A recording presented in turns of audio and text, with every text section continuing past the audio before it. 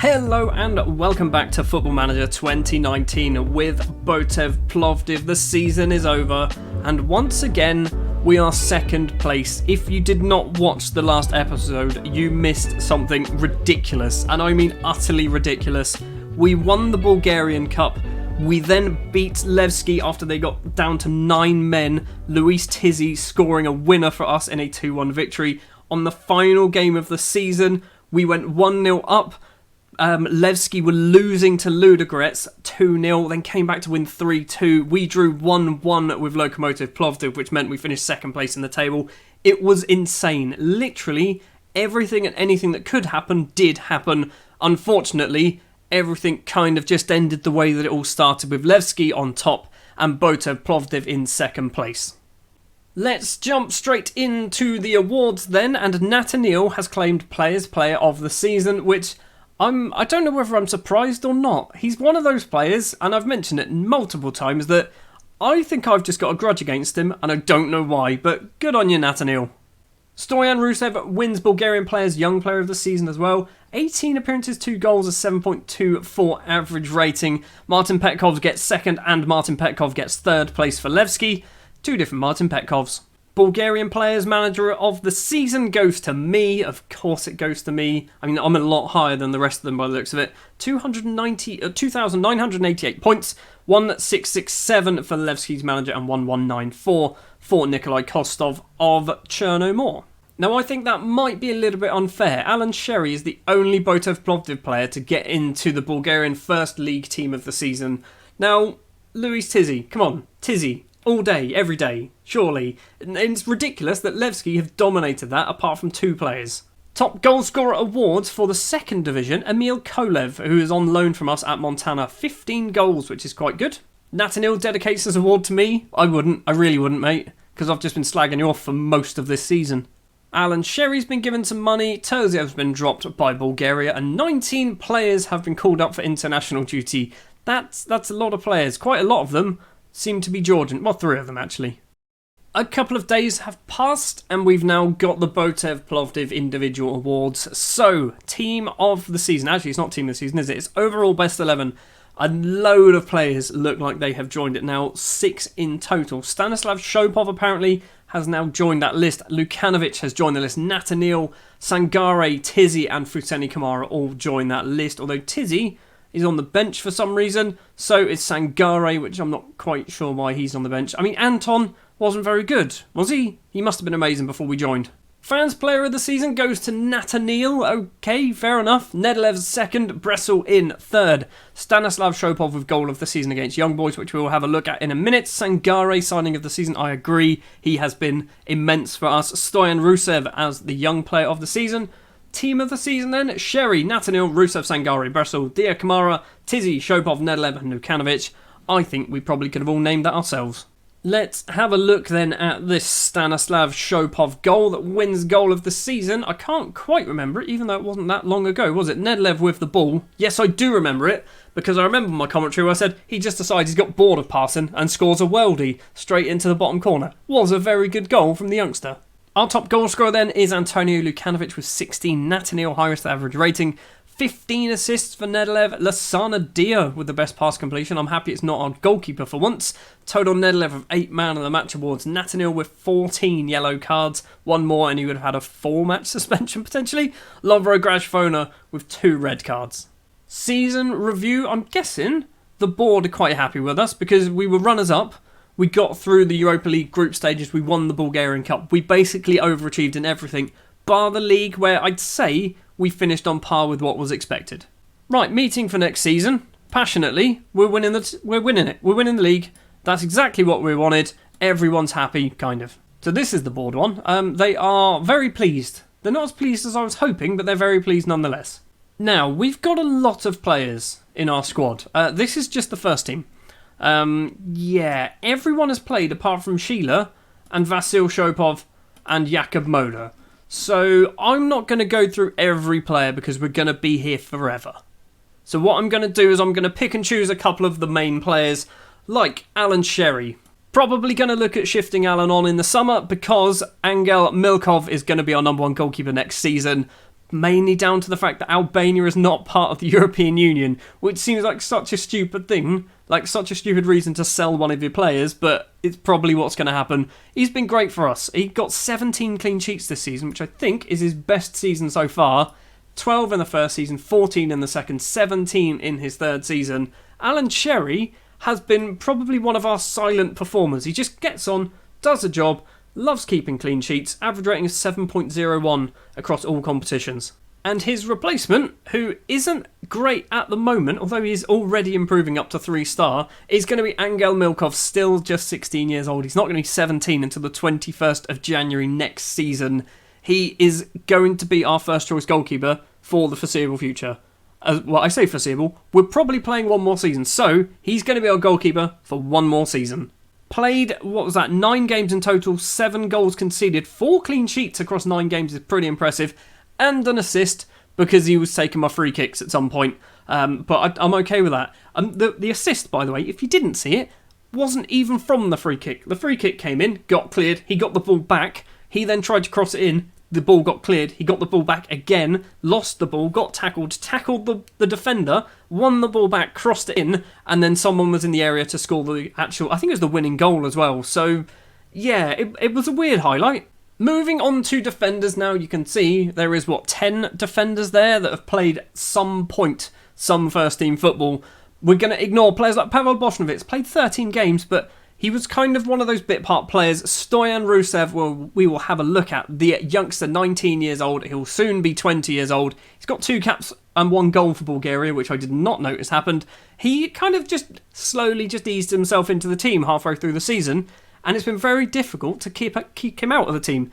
Mentally, looking really good. 18 determination, 15 teamwork. Technically needs a little bit of work, but for this level of football, he's probably a reasonable centre-back. He's only 19, he's got 5-star potential, got plenty of time to improve, an average rating of 7.20 across 24 games, 2 goals as well. I think we've got a little star in Stoyan here. Another player who we have a little star in is Abdullah Sangare, who is actually the same age as Stoyan Rusev. He's going to turn 20 in August. He is at 4-star current ability, 5-star potential, and I think he is bloody amazing. He's currently injured with blisters, which, fair enough. I mean, the season's finished, so I don't know what you're complaining about. He's going to be a world beater. He's going to be absolutely world-class. Currently worth £1.2 million. Average rating of 7.15 across the season. Just the 2 goals, 1 in the Europa League, 1 in the Bulgarian Cup. If we can start getting him to score headers, which he seems to love headers, just never seems to score them. If we can start getting him to score headers, he could be a massive difference maker when it comes to us having corners, because his jumping is 17, his strength is 16, his heading is 13. If he can just get much better in the air, I say much better, it doesn't need to get much better, let's get his heading up to maybe 15, he's going to be unstoppable. Slovenian Amadaj Bresel is up next, the right back who has once again had a really good season for us. 7.32 average rating in the league, 7.21 across all competitions. Only 2.5-star current ability, but I think the way he gets such high ratings is because he gets in the right positions. Assists, he's got 4 assists, and he's great at crossing, great at dribbling. First touch is spectacular, but it's really good for this level of football. So even though as an all-round package he's not great, the job that we want him to do, he's really good at. So Amadaj, really happy with you. I don't know how we kind of stumbled across you. I know we were kind of looking in Slovenia for random footballers, but yeah, 2 years, average rating of well over 7 across both of them. Pretty impressed for £250,000. Leo Edjup, one of our signings, who I think he came in the summer, didn't he? Maybe? I don't know when he joined. Anyway, he joined for £275,000, potentially rising to £325,000. He's not amazing, but similar to Bresel, he just does a job. 13 appearances in the league, 2 goals and 2 assists, scoring a penalty as well, I believe. Average rating of 7.24 across all competitions, 7.28 in the league. Good player, I think, we've got with Leo Edjup. Chances are, though, he's not going to be playing a huge amount of football next season, because what I'm going to try and do is try and bring in some of the youngsters, the Italian youngsters, obviously, that we've signed, because there was 2 of them. We've got Sangare, we've got Rusev, so Edjup is probably going to be 4th, maybe 5th choice centre-back next season. The Players' Player of the Season, Nathaniel, who is going to be leaving the club in a month's time, unless I extend his loan, which I'm not sure. Can I do that? Do I want to do that? I might try and do that, you know. Nope, Ludogorets won't let me loan him out. Fair enough. I think similarly to Bressel, Nathaniel is just one of those players that he just does the job. He's not spectacular, although he's got 3.5-star current ability. He's not amazing. He's just really good at being a wing-back. It's his crossing, his dribbling, I think, is really useful for playing that position with our formation. 7.3 average rating across all competitions. 3 goals, 8 assists as well, and a missed penalty, which I wasn't too pleased when that happened. He kind of, as I mentioned before, one of those players that I think I hate him, but I have no grounds to hate him. Nathaniel's competition for left-back is Gabriel Zemjarski, who basically didn't play anywhere near as much football as he perhaps should have. I'm probably going to look at shifting on Zemjarski in the summer because the left-back position, I either want to try and keep Nathaniel, which isn't going to happen, or buy someone who is going to be a massive improvement, an actual proper, really good left wing-back, something like that. Spend a bit of cash. We've got 5 million to spend in the summer as well if we want to. So yeah, the left-back position, probably the one that's going to get improved on. A 7.0 rating across 18 games is pretty decent, but only 1 assist, which I think is probably what let him down. One of the players that will be kicking out Leo Edjup is going to be Massimiliano Cabrini, signed from Alessandria in January. Probably spent too much money on him, but I think mentally he is superb. We just need to get his technical ability up, which isn't horrendous. His tackling is 14, heading needs a bit of work, marking needs a lot of work, positioning also needs a bit of work in his mental stats, but I think we can probably get there. Aerially is his problem. He's 5'10", he can header at 10, jumping reach is 5. His jumping reach is 5. Like, literally, Sangare probably is that height just by standing still, because he's 6'6". Massimiliano only played a couple of games, but in his league appearance debut, he got a 7.2, and he did play in the cup final, getting a 7.0 rating as well. Right back, Marko Hodak, one of those players who played a lot of football at the start of the season and then just got replaced by Bressel once Bressel started to actually put in the performances. 17 games in the league, 8 in the Europa League, although I don't think they were all for us. They might have been because he was at CSK 1948. He's played a reasonable amount of football, a 7.01 average rating, 3-star current ability, 4-star potential. He's going to be returning to Rudes at the end of the season. I doubt we're going to get him back for a second year. Moving on to the defensive midfielders, we're going to kind of split them in half. So we have defensive midfielders, centre midfielders, and then the attacker midfielders. Lovro Grajfona is the first one we'll mention. Played a reasonable amount of football, then kind of got dropped from the team. I don't really know why. He just got dropped. 15 games, 27 games in total if you include the Europa League and the Bulgarian Cup matches. A 6.99 rating. Didn't really set the world on fire. He's the type of player, and I'm sure I've used this example before. He was like Morgan Schneidlin at Southampton. No one knew what he did, but he did his job. He just did it really well. He barely made mistakes, just did a good job. Although, Lovro Grajfona did get himself sent off twice, so he made the odd mistake. Then again, so did Schneidlin. Another reason why Grajfona didn't play as much as he did the previous year is because Lassana Diaz started to break his way into the starting 11, getting 16 appearances in the league, 30 in all competitions, scoring a goal as well, an average rating of just over 7. 3.5-star current ability, 5-star potential.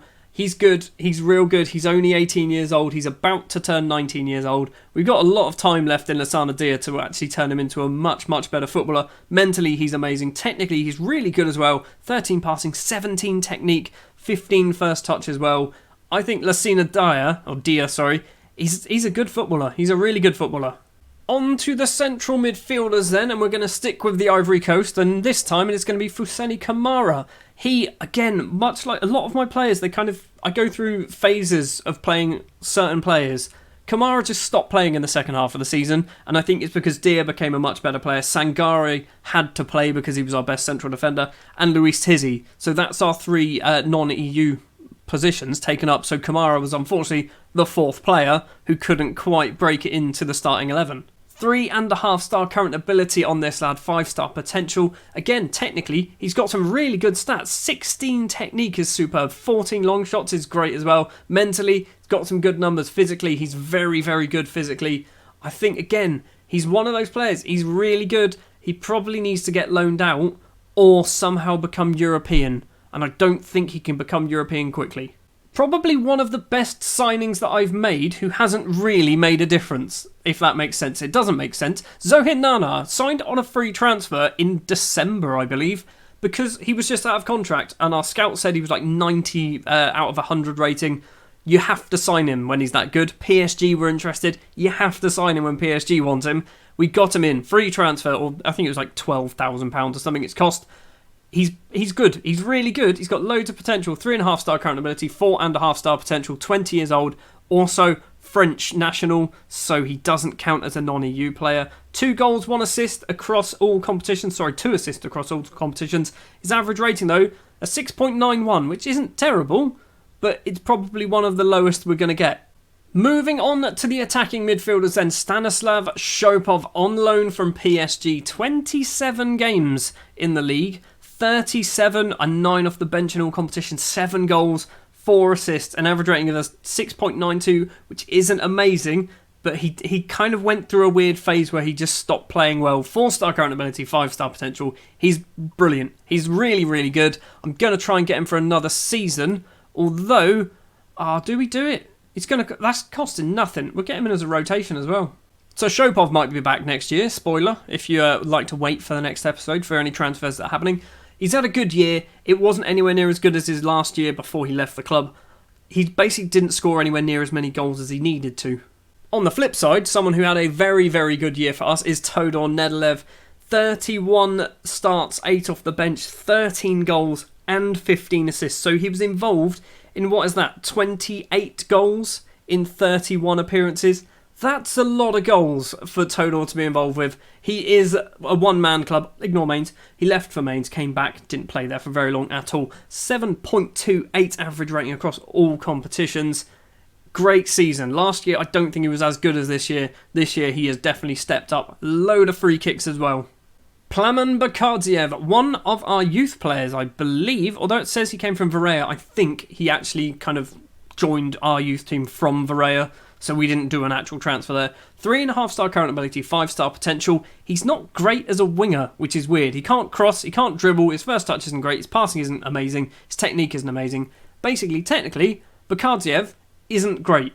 Mentally and physically, he's really good. Physically, he is outstanding. He's 6'3" as well. 6'3" left winger with acceleration of 15, pace of 15 as well, jumping reach of 17. Maybe we train him up as a centre back. Maybe that's what we're doing wrong. If we train him up as a centre back, because he can, weirdly, he can kind of play there. So maybe that's what we do. He's 6'3". Maybe he can be our new centre back. An average rating of 7.02 across all competitions, 7 goals, 5 assists as well, which is actually quite a lot of goals. He was one of those players that he kept moaning that he wasn't playing first team football.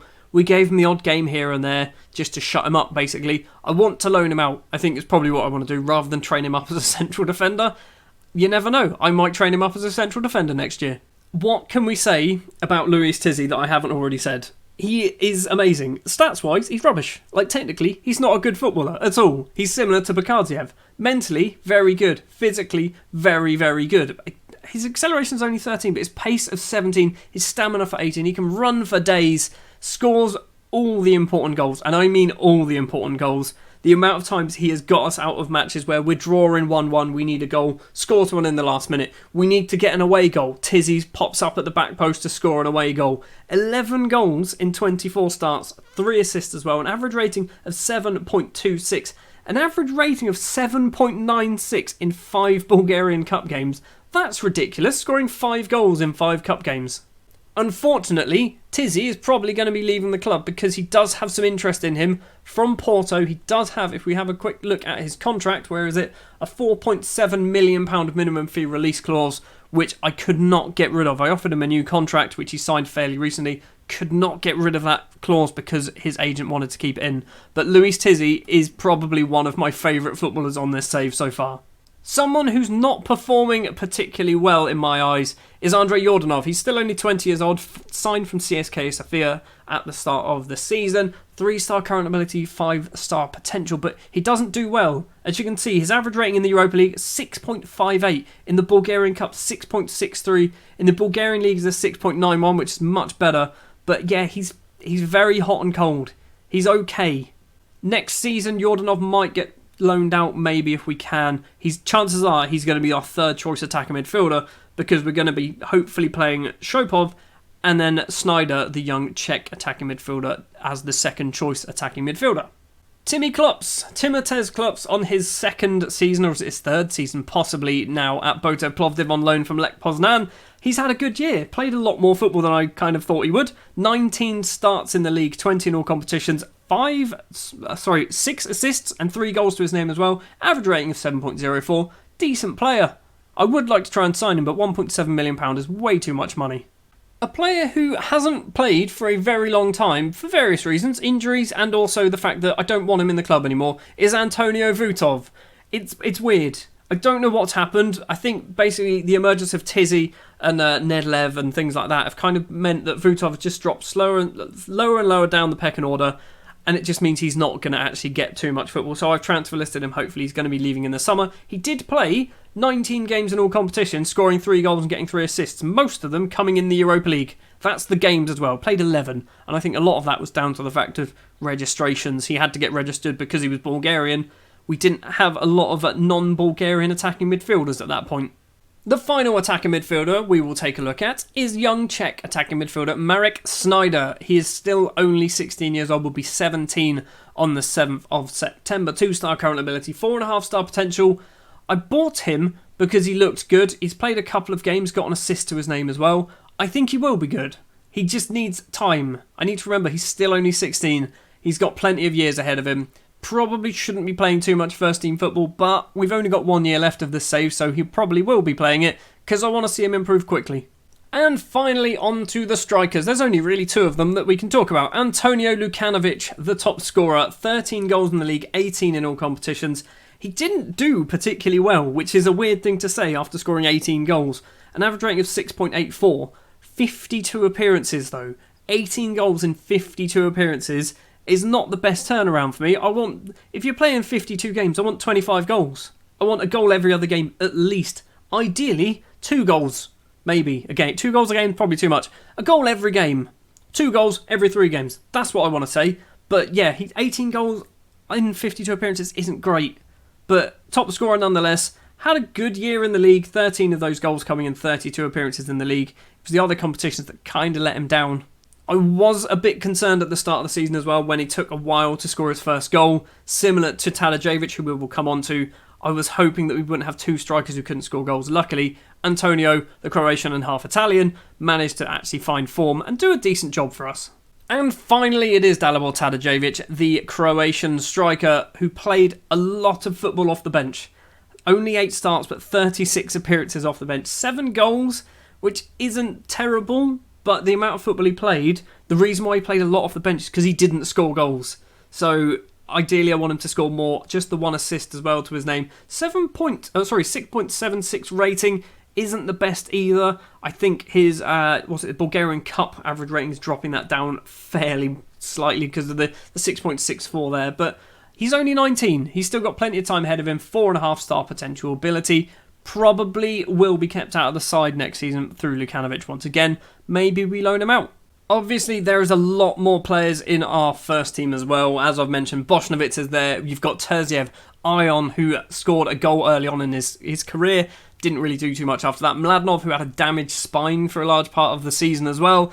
Cabrini, who's going to be one of those players who's going to slowly get eased into the first team. Nico, one of our many Georgian footballers who we seem to keep signing. Pisek, probably going to be leaving in the summer. Marko Maric, ideally will be leaving in the summer if someone was taken. Vinko Situm, the youngster who's 5'2", needs to get some football. Snyder, we've mentioned. Nakashidze, who joined in January, he's a good player, probably needs to get loaned out. Tonev, Grabant, Bachkov, Jakub Moda, who unfortunately didn't kick a ball for us, despite the fact that we loaned him in. Sheila as well didn't kick a ball for us this season, and Vasil Shopov will be leaving in the summer after his contract expires. We've also got a lot of players out on loan deals. If we just sort by goals, Emil Kolev, who we mentioned earlier actually because he won some awards, was the top goal scorer out on loan with 16 and 32 appearances. We then have Ivo Kazakov at Dunav scoring 6 in 27. The striker Omar Tape, 5 and 29. We've got a load of players actually on loan at Itar. Baltanov and Ramadani Mungwali also getting on the score sheet at Itar. We have Adrian Dimitrov at Botev Galabovo scoring 4 as well. Valery Tomov scoring 3. As you can see, there's loads and loads of people on this list. Abdul Tapsoba, 3 goals in 17, so he's just as bad for Slavia Sofia as he was for me. we've gone forward one day and we've got some more news that is worthy of talking about. So, some Europa League stuff, which we don't care. Big old tax bill, £800,000 of a tax bill. It's because we've made a lot of money from playing in the Europa League, not really spent much of it. Commercial summary then, we've got a new sponsorship deal which has gone up. All of our sponsorship deals have gone up. Prize money, £8 million more than the season previous. And I always like looking at the shirt sales. So Nedlev is the top shirt seller. Shopov, Tizzy, Bakadziev. Bakardziev's a weird one up there. And Lukanovic. I mean, the other four I can understand. Bakadziev, no, don't get that one. Scouting budget stuff, there you go. There's some numbers and whatnot. Our training facilities have been downgraded, so I might actually ask the board to fix those up. Please? Please, board. They will help our players reach potential. No. There we go. Right, they have agreed, so they are going to improve our training facilities. Here we go again. Frank Assomba, Cameroonian, who... Where is he playing? GUA. He's in Brazil. He's half Brazilian. Okay. He is a right back. He's 80 rated. I'm guessing he's only Brazilian. Yeah, there's no point getting him in. I'm trying to be sensible. There's no point getting him in because he's not going to be able to play for us. Alan Sherry has kept 24 clean sheets now in one season. That's pretty good. And the squad are unhappy with Yordanov. Well, shut up. This is what I'm after. We have moved up 6 places to 15th place in the competition rankings list, which is ridiculous. I don't know how we've done that, because if I'm perfectly honest, it was just us and Slavia Sofia doing well in the Europa League. That was it. There was nothing else going on. We have moved up 55 places to the 58th best club in Europe, which is that's good. That's really high, actually. That's very high. And we do get another Champions League qualifying spot. Although, like I've said earlier, chances are this is going to be our final season at the in this save. So it kind of doesn't mean too much.